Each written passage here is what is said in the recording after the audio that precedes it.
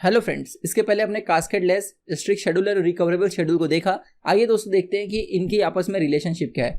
तो जैसे यहाँ पर आप सेट डायग्राम देख सकते हैं कि रिकवरेबल के अंदर कास्केडलेस है, उसके अंदर स्ट्रिक्ट है। तो बेसिकली इसका मतलब दोस्तों ये होता है कि cascadeless is subset of recoverable and strict is subset of cascadeless. और दूसरे तरीके से अगर आप बोलोगे तो every strict schedule is also cascadeless, every strict schedule is also recoverable, every cascadeless schedule is also recoverable, but every cascadeless is not strict। जरा इसको मैं डिटेल में समझते हैं तो शायद आपको और अच्छे से समझ जाए। दोस्तों जो हम लोग बात करते हैं रिकवरेबल शेड्यूल की, जैसे मैं सपोज R से रिप्रेजेंट करता हूं, तो समझने की कोशिश कीजिएगा कि दोस्तों रिकवरेबल शेड्यूल के अंदर डर्टी रीड हो भी सकता है और नहीं भी हो सकता। ठीक है, अगर डर्टी रीड नहीं है तो दोस्तों वो हमेशा रिकवरेबल रहेगा, क्योंकि प्रॉब्लम की जड़ डर्टी रीड ही है, राइट।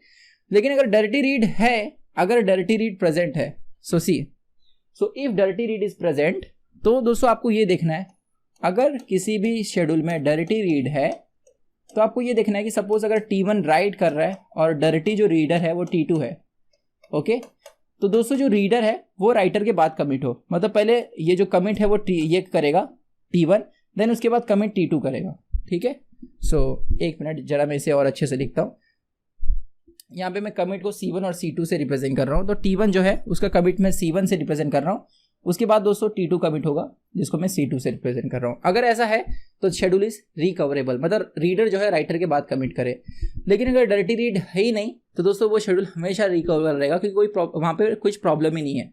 और अगर डर्टी रीड नहीं है, यही तो दोस्तों हमें चाहिए किसमें, कास्केडलेस में। कास्केडलेस में हम लोग क्या करते हैं कि जो रीडिंग है वो कमिट के बाद चालू करते हैं। Is that clear? हाँ, राइटिंग आप कमिट, मतलब अगर किसी ट्रांजैक्शन ने एक वेरिएबल पे दोस्तों कुछ राइट किया और दूसरा ट्रांजैक्शन अगर उसको रीड करना चाहता है तो इसके कमिट के बाद ही दूसरा ट्रांजैक्शन रीडिंग चालू कर सकता है। मतलब डर्टी रीड कभी भी हमारे दोस्तों कास्केडलेस में नहीं आएगा। इसलिए हम लोग ऐसा कह सकते हैं कि अगर डर्टी रीड प्रेजेंट नहीं है, अगर डर्टी रीड प्रेजेंट नहीं है तो वो शेड्यूल रिकवरेबल भी रहेगा, वो शेड्यूल कास्केडलेस भी रहेगा। लेकिन अगर डर्टी रीड दोस्तों प्रेजेंट है, अगर डर्टी रीड प्रेजेंट है तो दोस्तों वो शेड्यूल कभी भी कास्केडलेस नहीं हो सकता, लेकिन वो रिकवरेबल हो सकता है अगर दोस्तों जो डर्टी रीडर है वो राइटर के बाद कमिट करे। इसलिए आप ये जो सेक्शन देख रहे हैं ना, ये जो सेक्शन देख रहे हैं, आप समझने की कोशिश करना, ये पूरा जो बड़ा सेट है ये रिकवरेबल का है, जिसमें से कुछ कास्केडलेस है और उसमें से भी कुछ क्या है, स्ट्रिक्ट है।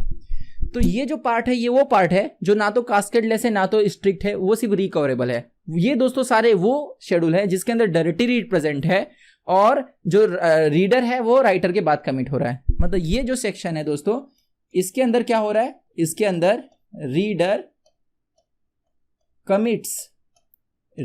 Commits after writer. ओके, मतलब डर्टी रीड क्या है, इसके अंदर प्रेजेंट है। और दोस्तों ये अंदर का जितना भी सेक्शन है ये पूरा, इसके अंदर डर्टी रीड प्रेजेंट नहीं है, इसके अंदर डर्टी रीड नहीं है। ओके, और बाहर वाले में डर्टी रीड है प्लस रीडर राइटर के बाद कमिट कर रहा है। Is that clear?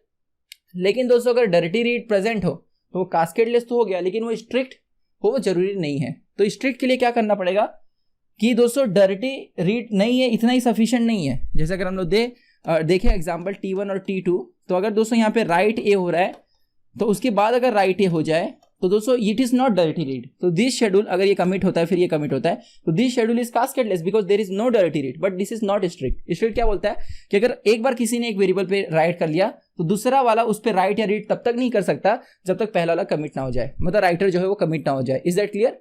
तो इसलिए दोस्तों अगर हम लोग बात करें ये सेक्शन की, ये जो दिख रहा है ना, देखो ये पूरा ब्लू वाला जो है पूरा, हाँ ये पूरा सेक्शन, ये पूरा सेक्शन दोस्तों कास्केडलेस का है, उसमें से कुछ पार्ट जो है वो स्ट्रिक्ट है। ठीक है, तो अगर आप ये डायग्राम को ध्यान से देखेंगे तो आपको समझ में आएगा कि यहां पर ये जो पार्ट है दोस्तों ये कास्केडलेस तो है ये, लेकिन स्ट्रिक्ट नहीं है। ये मालूम है कौन सा पार्ट है?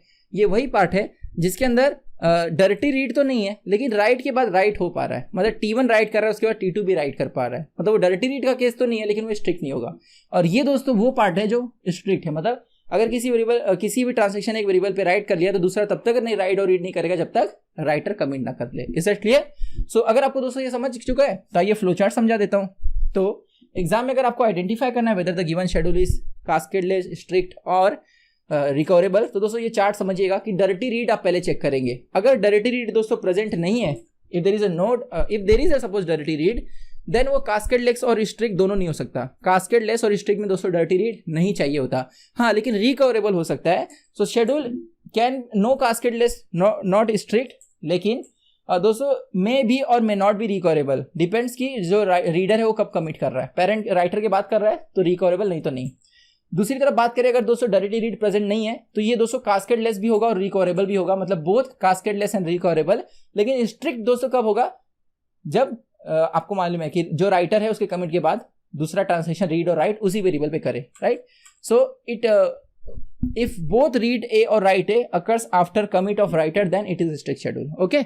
तो अगर डायरेक्टली रीड नहीं है तो कास्केडलेस और रिकवरेबल तो हो गया, लेकिन स्ट्रिक्ट हो जरूरी नहीं है। ये था दोस्तों पूरा समरी, तीनों के बीच में रिलेशन। तो आइए अब हम लोग नेक्स्ट लाइव लेक्चर में MIT Pro ऐप पर कई सारे एग्जांपल के जरिए समझते हैं और आइडेंटिफाई करते हैं कि कौन सा शेड्यूल रिकवरेबल है, कौन सा कास्केडलेस और कौन सा स्ट्रिक्ट। तो मिलते हैं दोस्तों नेक्स्ट वीडियो में, बहुत बहुत धन्यवाद।